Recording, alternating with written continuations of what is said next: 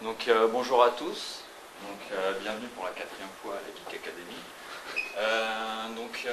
Nous, le groupe VBC System, allons vous présenter ce que c'est qu'une architecture haute disponibilité et les composantes d'une architecture haute disponibilité.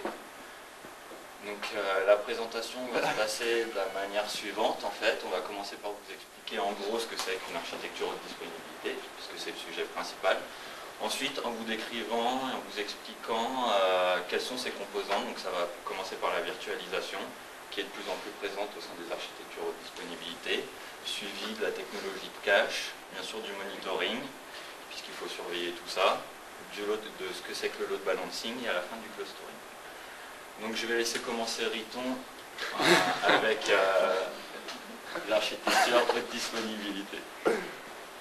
Alors, vas-y. Alors, l'architecture disponibilité, qu'est-ce que c'est? Donc,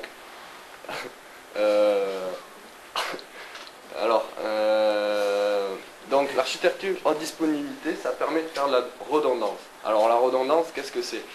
Je prends comme exemple, alors moi, je prends une anecdote assez rigolote. Par exemple, quand je prends l'apéro, j'ai toujours 2 verres devant moi, on ne sait jamais. Donc, si j'en fais tomber un durant l'apéro, j'ai toujours le deuxième. Donc c'est ça en fait la redondance. C'est par exemple s'il y a plusieurs serveurs web, alors s'il y en a un qui plante, fait paf, et il plante, et bien le deuxième il prend le relais. Ouais, ça fait toujours paf quand il y a un serveur web qui plante. Donc ça permet donc d'améliorer les performances. Donc l'accessibilité aussi c'est pareil, c'est beaucoup mieux. Et donc c'est assez flexible. Donc je vais vous montrer un exemple d'architecture de disponibilité. Voilà. Alors voici un exemple. Donc ça c'est à peu près ce qu'on a utilisé pour notre projet. Donc là c'est Internet. Le petit nuage, c'est rigolo. Donc de suite on arrive sur le firewall. Donc ensuite là il y a le load balancer. Donc le load balancer on vous expliquera après exactement ce que c'est, mais ça répartit les charges. Donc toutes les requêtes elles arrivent là-dessus. Ça c'est le load balancer de recharge. Donc c'est de la redondance, d'accord.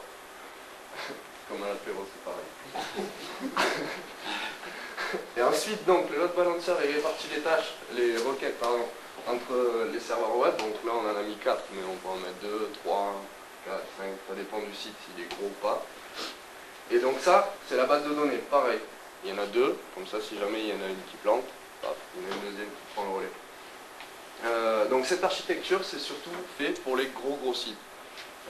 Si jamais vous avez un gros site, et il y a beaucoup d'utilisateurs, il faut utiliser une architecture comme ça. Comme ça, le site, il ne plante pas. Donc, je vais laisser la parole à toi. Alors, je vous parle un peu de la virtualisation. Donc, je pense que plusieurs d'entre vous ont déjà utilisé cette technique.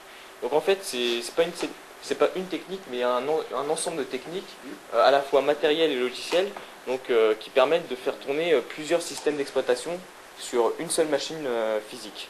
Donc globalement comment ça marche, donc ici vous avez le matériel, le hardware, vous avez un système hôte, que ce soit un système d'exploitation ou juste un système de virtualisation, et après vous avez un principe de machine virtuelle qui font tourner les systèmes invités. Donc voilà globalement comment fonctionne par cette architecture la virtualisation. Vous avez la couche matérielle, la couche système et la couche utilisateur.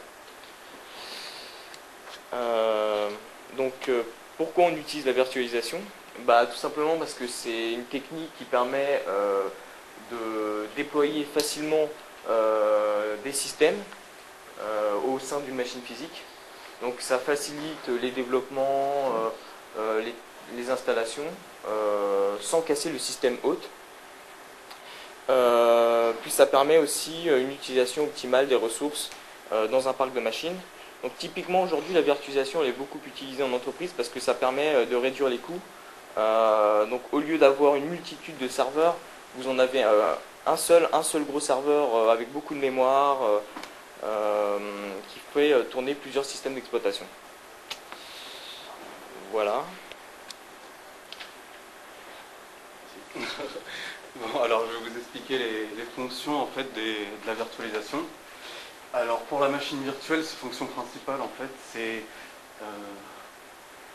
de faire tourner en fait des OS sur des machines Non, non, non. Désolé. Donc en fait, la machine virtuelle, elle va permettre de lancer des OS hôtes. On voit que c'est pas la partie. Et donc d'avoir un ou plusieurs OS invités, en fait, d'avoir une ou plusieurs machines virtuelles.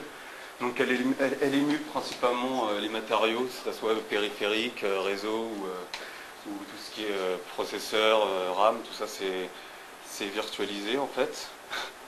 Donc en fait le principe premier de la virtualisation, c'est de faire croire au système invité qu'il peut dialoguer directement avec le matériel. Donc le matériel est en fait émulé pour le système invité. Donc je vais vous présenter quelques systèmes de virtualisation. Donc les plus connus, VMware. Donc VMware c'était avant une solution, enfin c'est toujours une solution payante, mais qui est aujourd'hui open source. Donc c'était propriétaire. Vous avez VirtualBox, qui est assez simple d'utilisation, vous pouvez facilement créer vos machines virtuelles et les utiliser.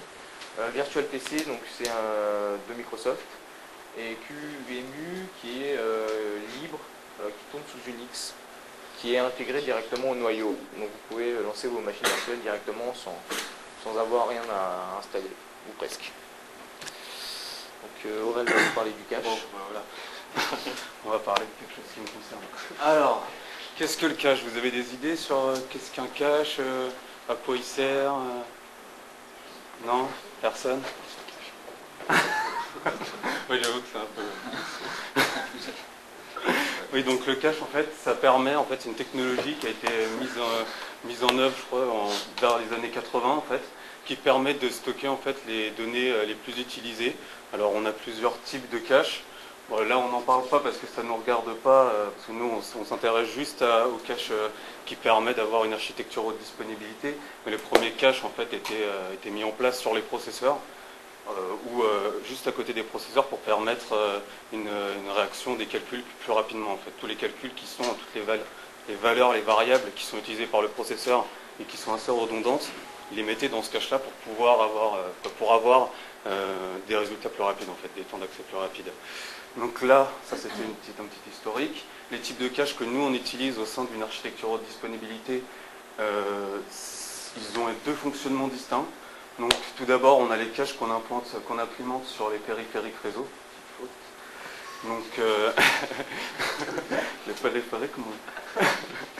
Et donc, alors, on en met souvent sur les proxys, c'est-à-dire à la base en fait de l'entrée du réseau, donc en frontal en fait, qui va permettre en fait de prendre, par exemple, quand vous allez sur un site internet et que vous allez demander une page internet sur un site internet, juste demander une page, pour éviter que les utilisateurs d'après aient besoin de recharger cette page, ce qu'on fait c'est qu'on la met dans un cache, ce qui va dans la mémoire vive en fait, ce qui va permettre d'avoir un temps d'accès beaucoup plus rapide. Et donc aussi sur les serveurs, excuse-moi, et aussi sur les serveurs comme les serveurs web pour permettre d'avoir pareil des temps d'accès beaucoup plus rapides et permettre aux utilisateurs d'avoir leur page beaucoup plus rapidement.